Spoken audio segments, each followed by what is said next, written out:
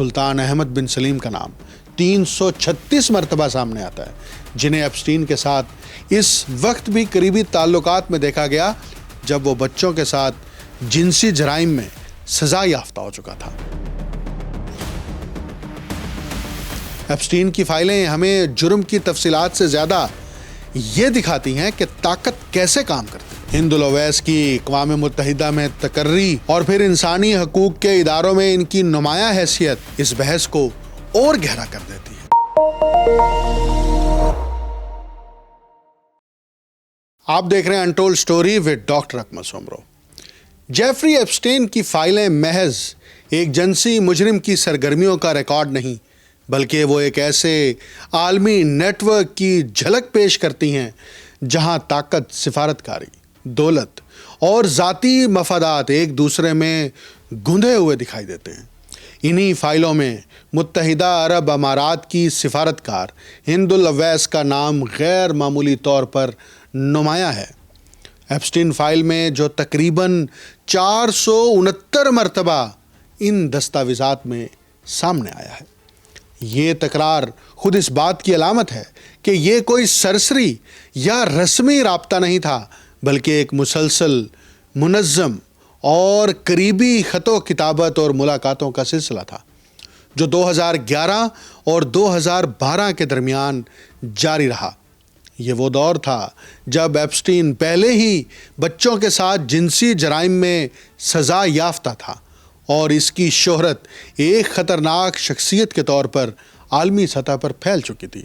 اس کے باوجود ایک حاضر سروس اماراتی سفارتکار کا اس کے ساتھ اس نوعیت کا رابطہ کئی بنیادی سوالات کو جنم دیتا ہے۔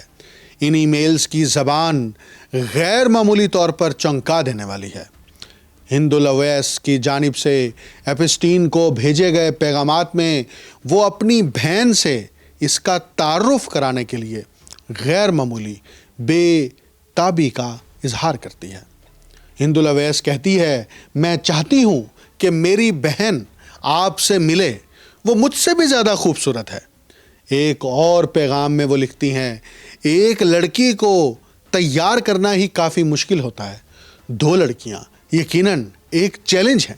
اس کے جواب میں ایپسٹین کا کہنا کہ میں تم دونوں کے ساتھ زیادہ وقت گزارنا چاہتا ہوں، اور یہ جملہ کہ یہ آپ کے مستقبل کے کام کے لیے مفید ہو سکتا ہے، اس خط و کتابت کو ایک بالکل مختلف تناظر میں رکھ دیتا ہے۔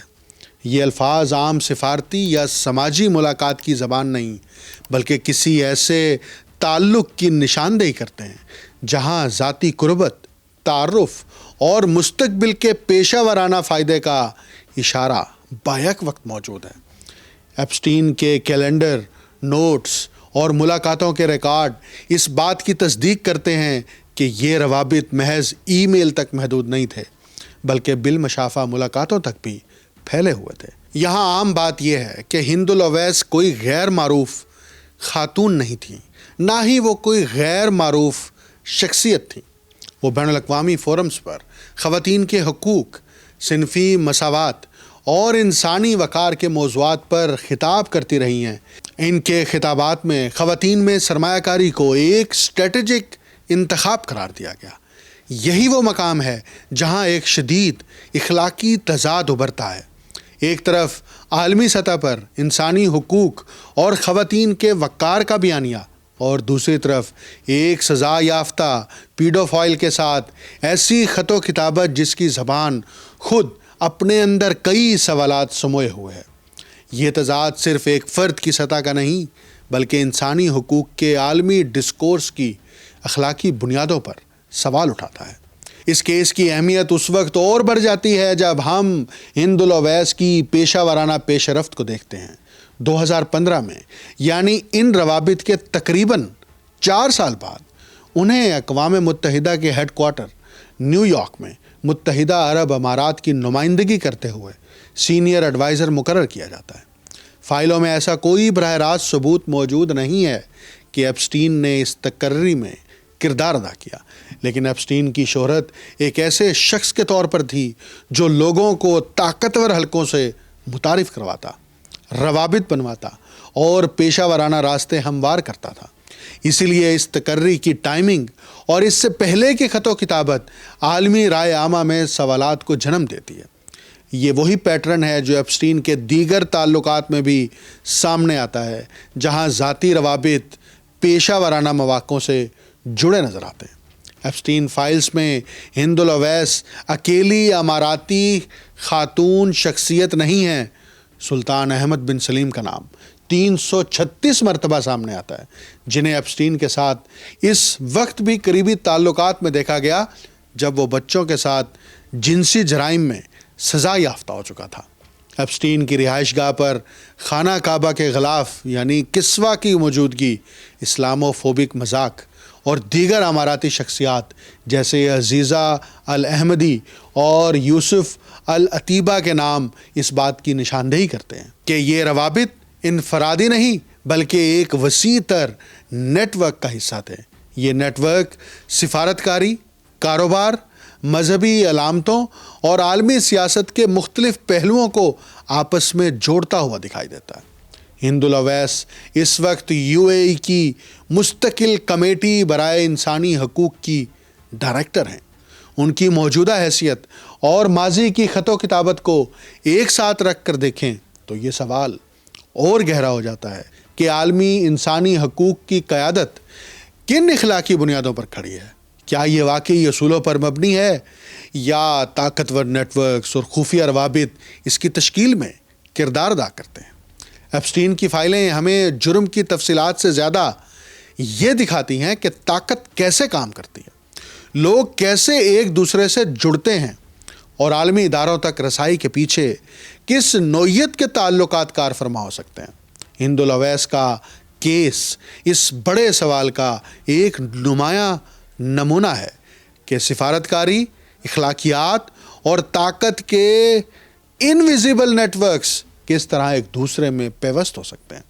یہ محض ایک سفارتکار اور ایک مجرم کے درمیان رابطے کی کہانی نہیں بلکہ یہ عالمی نظام کی اس پرت کو بے نقاب کرتی ہے جہاں ذاتی تعلقات، پیشہ ورانہ مواقع اور اخلاقی دعوے ایک پیچیدہ گٹھ جوڑ میں بندھے ہوئے دکھائی دیتے ہیں۔ یہی وہ نقطہ ہے جو اس کیس کو محض خبر سے بڑھا کر ایک گہرے عالمی ڈسکورس میں تبدیل کر دیتا ہے۔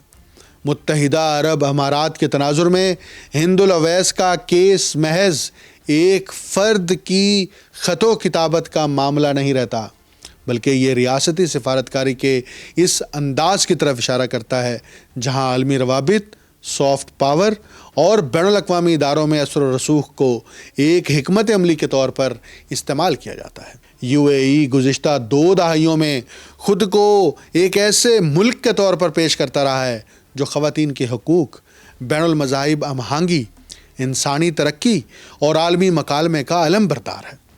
اس امیج بلڈنگ میں سفارتکاروں، تھنک ٹینکس، بین الاقوامی کانفرنسز اور اقوام متحدہ جیسے فورمز پر موجودگی کو خاص اہمیت دی گئی۔ ایسے میں اگر ایک نمایاں سفارتکار کا نام ایپسٹین جیسے شخص کے ساتھ اس نوعیت کے روابط میں سامنے آتا ہے تو یہ سوال پیدا ہوتا ہے کہ کیا عالمی سطح پر بنائی جانے والی یہ اخلاقی اور سفارتی تصویر اندرونی طور پر بھی اتنی ہی مضبوط ہے یا یہ زیادہ تر ایک اسٹریٹجک بیانیہ ہے جس کے پیچھے طاقت کے انویزیبل نیٹ ورکس کار فرما ہوتے ہیں۔ ہند الاویس کی اقوام متحدہ میں تقرری اور پھر انسانی حقوق کے اداروں میں ان کی نمایاں حیثیت اس بحث کو اور گہرا کر دیتی ہے۔ اقوام متحدہ جیسے ادارے کی اخلاقی ساکھ اس تصور پر کھڑی ہے کہ وہاں نمائندگی کرنے والے افراد انسانی وقار، شفافیت اور اصول پسندی کے علم بردار ہوں گے، لیکن جب انہی افراد کے ماضی میں ایسے روابط سامنے آتے ہیں جن کی زبان اور نوعیت خود وضاحت طلب ہو تو یہ سوال صرف ایک شخصیت تک محدود نہیں رہتا بلکہ عالمی اداروں کی اسکریننگ، احتساب اور اخلاقی معیاروں پر بھی اٹھتا ہے۔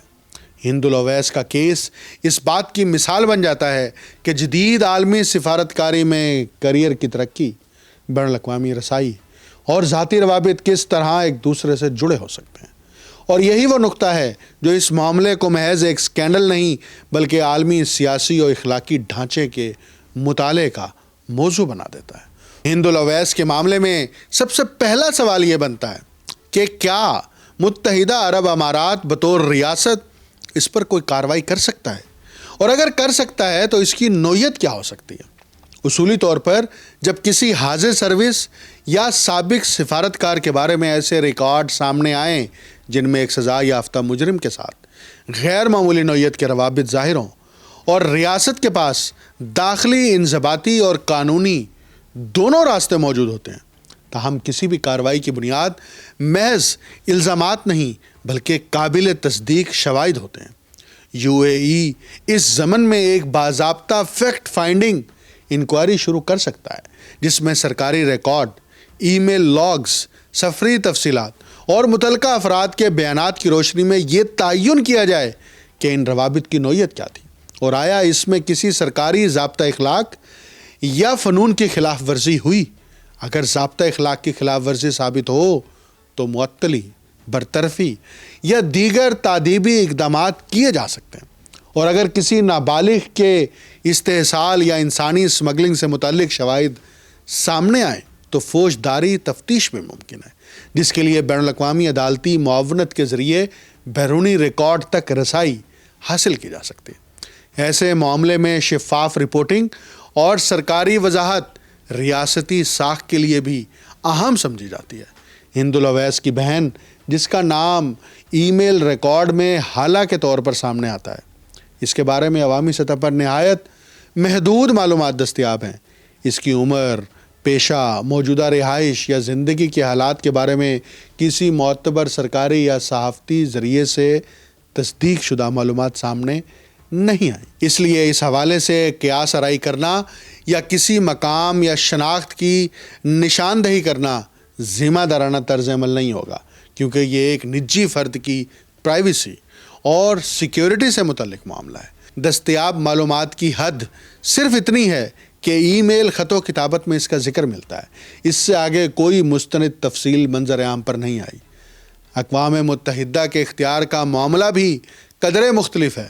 اگر کوئی شخصیت اقوام متحدہ کے سیکریٹریٹ کی باقاعدہ ملازم ہو تو ادارہ اپنے داخلی قواعد کے تحت انکوائری، معطلی یا برطرفی تک جا سکتا ہے، لیکن اگر وہ کسی رکن ریاست کی نامزد کردہ نمائندہ یا مشیر کے طور پر کام کر رہی ہو، جیسا کہ اکثر سفارتکاروں کے ساتھ ہوتا ہے، تو اس صورت میں بنیادی اختیار متعلقہ ریاست کے پاس رہتا ہے، کیونکہ اس کی حیثیت ریاستی نامزدگی سے جڑی ہوتی ہے۔ اقوام متحدہ البتہ یہ کر سکتا ہے کہ وہ وضاحت طلب کرے، معاملے کا اخلاقی جائزہ لے یا متعلقہ ریاست سے نمائندہ تبدیل کرنے کی درخواست کرے، خاص طور پر جب معاملہ ادارے کی ساکھ پر اثر انداز ہو رہا ہو۔ یوں حتمی فیصلہ ریاست کے ہاتھ میں ہوتا ہے، جبکہ اقوام متحدہ بالواسطہ اخلاقی اور ادارہ جاتی دباؤ کے ذریعے اثر انداز ہو سکتا ہے۔ ہند الاویس کا معاملہ اب متحدہ عرب امارات آگے کیسے لے کر چلتا ہے؟ کیا اس سے وضاحت لی جاتی ہے یا نہیں لی جاتی، یا یہ سارا معاملہ خبروں کے گرد ہی گھومتا رہے گا اور اس کے حتمی نتائج سامنے نہیں آئیں گے؟ ایپسٹین فائلز کے چونکا دینے والے انکشافات آج بھی دنیا کو حیران کر رہے ہیں کہ کیسے بین الاقوامی سطح پر ایک مضبوط نیٹ ورک، اشرافیہ کا کلب دنیا کو کنٹرول بھی کرتا ہے اور دنیا کے اندر بسنے والے ان معصوم انسانوں، جانوں اور خواتین اور بچیوں کا استحصال بھی کرتا ہے اور ان سے کوئی پوچھ گچھ بھی نہیں ہوتی۔ مجھے ڈاکٹر اکمل سومرو کو اجازت دیجیے۔ اللہ حافظ۔